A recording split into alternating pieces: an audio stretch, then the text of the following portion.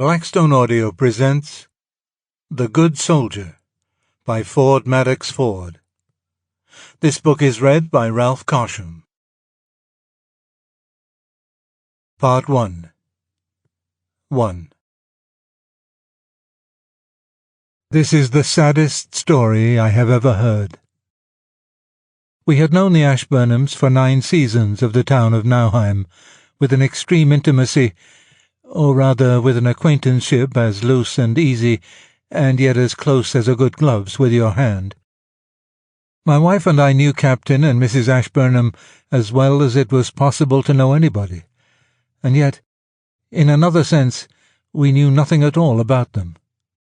This is, I believe, a state of things only possible with English people, of whom, till today, when I sit down to puzzle out what I know of this sad affair, I knew nothing whatever.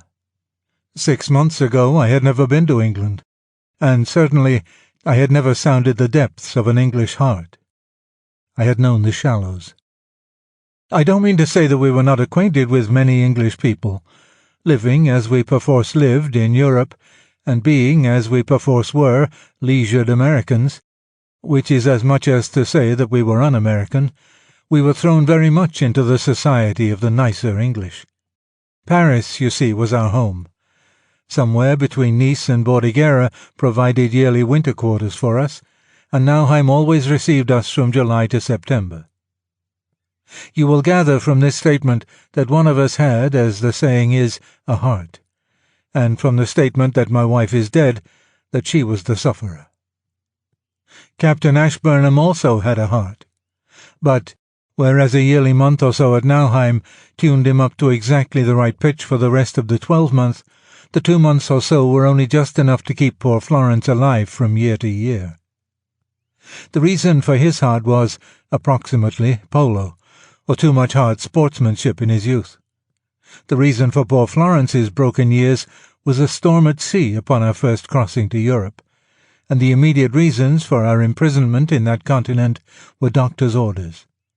They said that even the short channel crossing might well kill the poor thing.